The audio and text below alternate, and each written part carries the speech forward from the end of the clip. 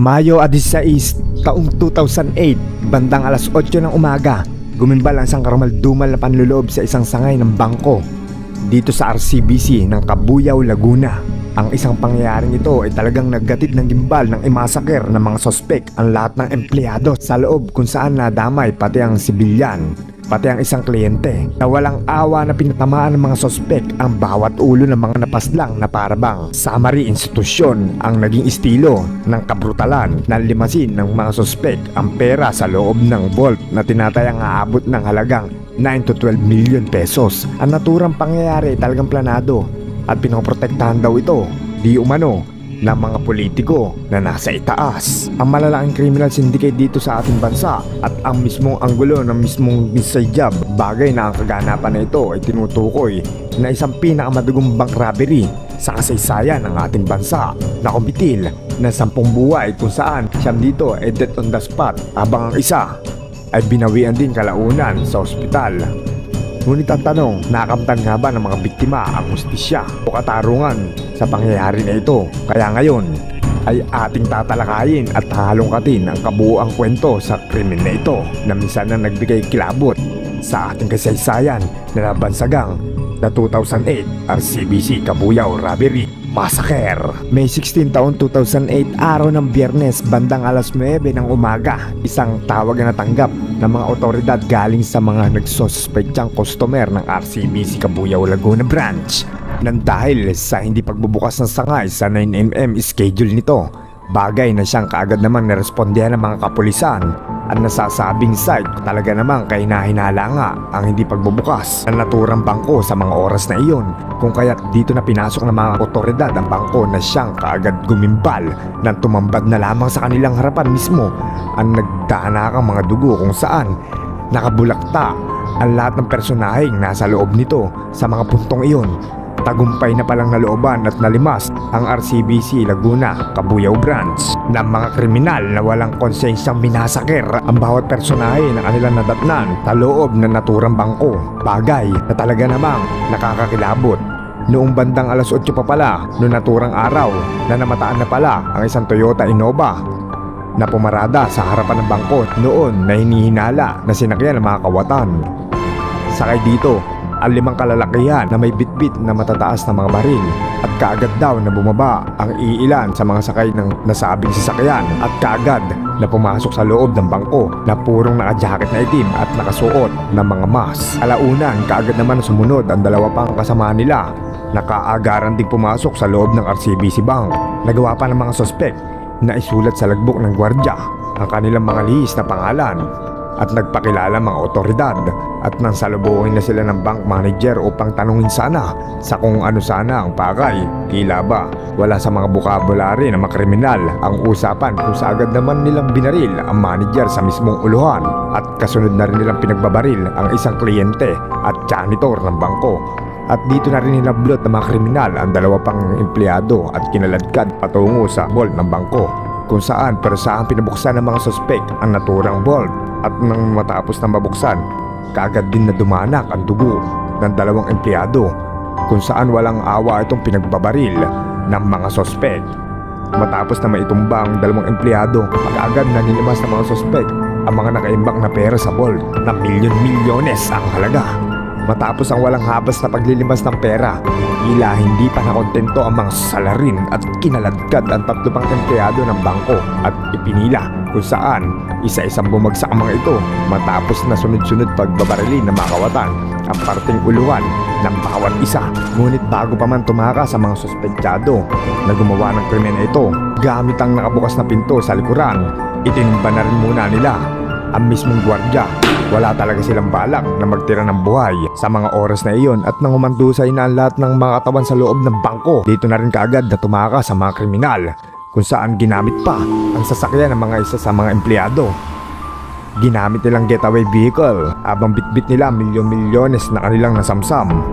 Sa kabilang banda, sa mga oras na iyon, nagsuspektya na rin ang iilang mga customer ng bangko dahil sa kahina-hinalang hindi pagbubukas. Bagay na dito na talaga sila tumawag sa mga otoridad, at sa mismong pagresponde ng mga kapulisan, dito na tumambad sa kanila ang mga nakahandusay na katawan ng bawat biktima. na naturang footages na nakuha sa scenes of the crime.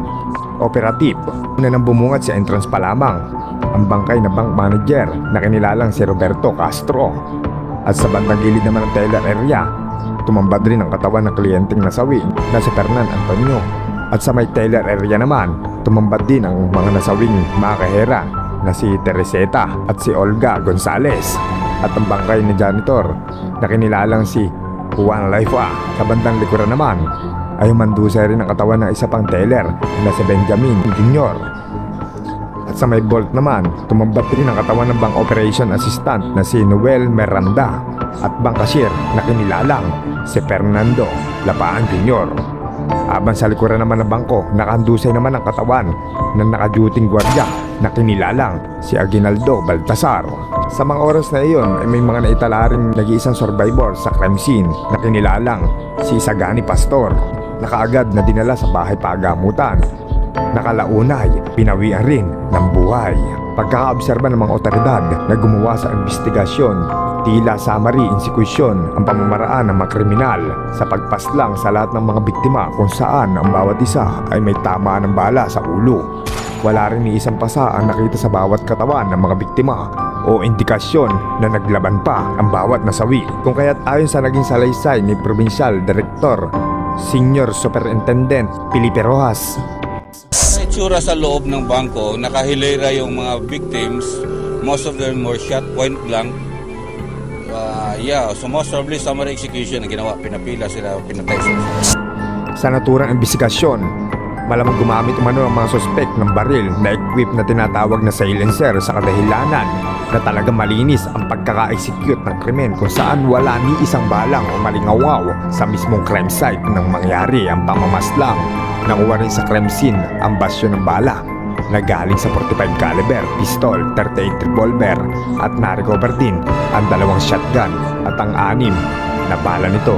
Kaagad din na umalat ang karumaldumal sa international at local news. Itinuturing ito na the worst robbery in Philippines history. Sa paunang imbestiga, marami ang tinitignang anggulo ng mga investigador. Ngunit isa sa kanilang tintukan ay di umano ay ang isadyab na posible na may kasabwat ang mga kriminal na empleyado o tauhan ng RCBC Cabuyao Branch. Ngunit bagay na sa puntong iyon ay wala rin sapat na ebidensya ang mga kapulisan sa kanilang haka-haka ng dahil sa napakalinis at planado ang krimen na ito. Na kahit ang CCTV at mga alarm system sa loob ng bangko ay talagang sira at walang ni kahit anong record ang naitala. Bagamat kulang man sa ebidensya, malakas ang kutob ng mga investigador. Posibleng tinumba ang bawat empleyado sa kadahilanang posibleng kilala namang ito ang isa sa mga gumawa ng krimen. Walang makakapagtistigo. Bagay na itinumba na lamang ng mga kriminal ang lahat ng mga empleyado sa loob ng bangko. Di pangkaraniwan na nag-estilo ng pangluloob sa RCBC kung saan nasa kadalasan ay talaga naman dapat ito ay hahantong pa sa shooting at pang-hostage ang eksena bago mangyari ang pagpaslang at para mas mahikayat pa nila ang mga individual na nakasaksi sa krimen para tumistigo. Kaagad na nagpabuya ang mga ilang politiko para masolusyonan o may tumistigo sa kasong ito. Kagaya na lamang Dibong Revilla at si Lazaro at marami pang iba. At kalaunay hindi nga tumagal at unti-unti na nga lumutang ang mga personahe na nakasaksi sa krimen at aagaran na sinalaysay ang ganapan ng kanilang nasaksihan.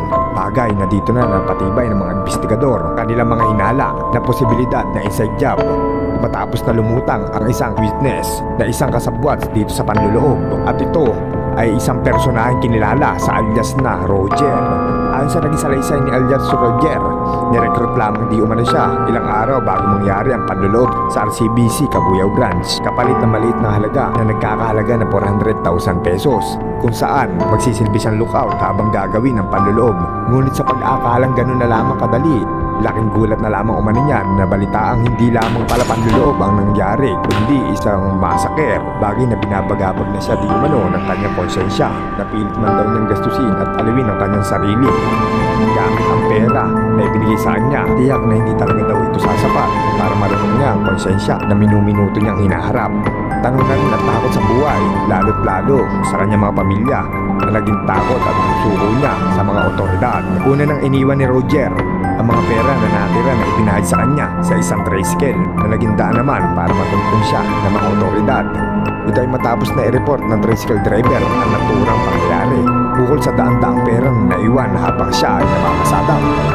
Dito na rin isiniwalat ni alias Roger ang mga nangyaring inside job kung saan di umano ang suspect dito ay ang naturang gwardiya sa loob ng bangko na kinilalang si Joel De La Cruz, kung saan nakapile pa ito ng leave sa mga araw na nangyari ang krimen. Ayon sa salaysay ni alias Roger, pinapalibutan din ang operasyon sa panloloob ng RCBC Bank ng isang malalaking political syndicate sa ating bansa. Dito na rin pinag-alaman na isa na rin si De La Cruz sa mga armadong kalalakihan na pumasok sa loob ng bangko na pinamumunuan nila Ricardo Comonon na isang ex-military, kasama ang isang tatlong suspect na kinilalang sila Jesus Nervaez, Danilo Litoquid at Alan Bago. Bagay na dito na tumugma ang mga haka-haka. Isa sa mga dahilan kung bakit pinaslang ng mga kriminal ang lahat ng mga empleyado sa loob ng bangko, na isa sa dahilan na nabusesan nga na isa nga si De La Cruz, kung saan matagal na ito nung naging kasamahan nila sa RCBC Cabuyao Branch.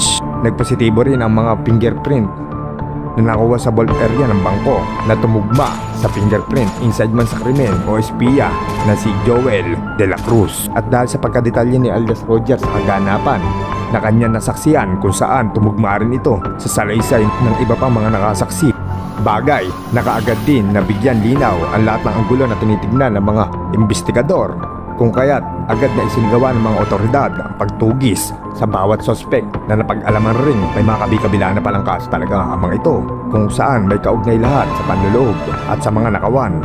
Dito na napag-alaman ng mga investigador na ang lahat ng taktika at pamamaraang ginamit ng mga sospek ay iisa lamang, kung saan ito rin ang mga taktikang ginamit ng mga kilalang notorious syndicate na nag-ooperate sa bahagi ng Visayas at Mindanao na kinilalang Osamis Rubber Gang na pinamumunuan ni Herbert Colanco, o mas tinatawag rin ng grupo na ito ang Pang Rubber Group, na di umano'y may malaking koneksyon na rin sa nooy notorious syndicate na Kuratong Balileng. Kilalang kilala ang grupo ni Herbert Colanco sa mga kawalang yaang operasyon kagaya ng panloloob, karnaping, kidnapping at iba pang mga illegal na gawain, kung kaya dito na rin natunto ng mga investigador ang mga sindikatong grupo nga na pumapalikod sa kaganapang masaker dito sa RCBC Cabuyao Philippine Massacre na pinamumunuan ni Herbert Colanco, na isa na nga sa tinuturing na mastermind sa naturang krimen. At hanggang kalaunay, bunga ng Enero 2009, tuluyan na rin na naaresto si Herbert Colanco sa isang checkpoint sa Iligan City, kung saan nahatulan ito ng lifetime imprisonment o reclusion perpetua, na minsan na nga naging isa sa mga kilalang kilala sa mga prison sa Bilibid, nang dahil nga sa malahalimaw nitong koneksyon sa pamahalaan. Ang naturang pangyayaring binansagang 2008 RCBC Robbery Massacre ay kumitil ng 10 inosenteng buhay na naging kapalit sa higit kumulang 12 milyones na pera na nasamsam ng mga kriminal. Sa kasalukuyan ay wala na rin gaanong update ukol sa pag-usad ng kasong ito, ngunit sana ay tuluyan na rin itong makamit ng mga nangulilang pamilya ang katarungan at justisya sa pagkasawi ng kanilang mga mahal sa buhay na minsan na naging parte sa masalamuot na kasaysayan.